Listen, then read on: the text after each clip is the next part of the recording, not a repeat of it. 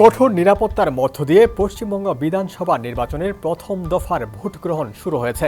বৃহস্পতিবার রাজ্যের ১৬ জেলার ১৫২টি আসনে ভোট নেওয়া হচ্ছে।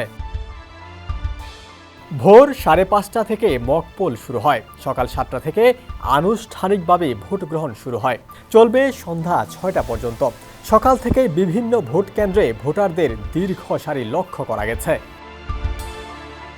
প্রথম দফায় মোট ৪৪,৩৬৭টি ভোট কেন্দ্রে ভোট নেওয়া হচ্ছে।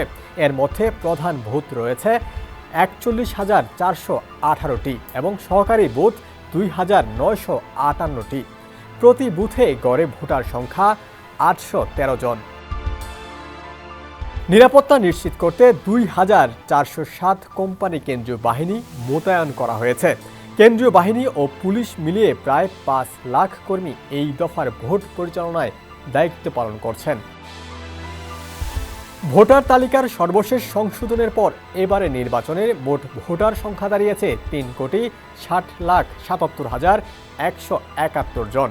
এর মধ্যে পুরুষ ভোটার ১,৮৪,৯৯,৪৯৬ জন, নারী ভোটার ১,৭৫,৭৭,২১০ জন এবং তৃতীয় লিঙ্গের ভোটার ৪৬৫ জন। ২০২১ সালে নির্বাচনে এই ১৫২টি আসনের মধ্যে ৯২টিতে জয় পেয়েছিল তৃণমূল কংগ্রেস। অন্যদিকে ভারতীয় জনতা পার্টি পেয়েছিল ৫৯টি আসন এবং একটি আসন জিতেছিল নির্দল প্রার্থী। সে সময় ভারতীয় জাতীয় কংগ্রেস ও ভারতীয় কমিউনিস্ট পার্টি কোনো আসন পায়নি।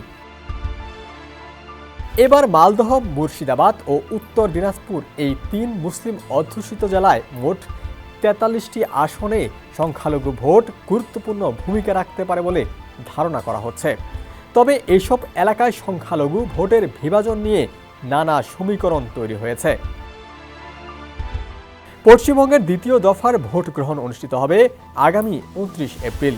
সব দফার ভোট গণনা হবে ৪ মে। ডেস্ক রিপোর্ট, সমকাল।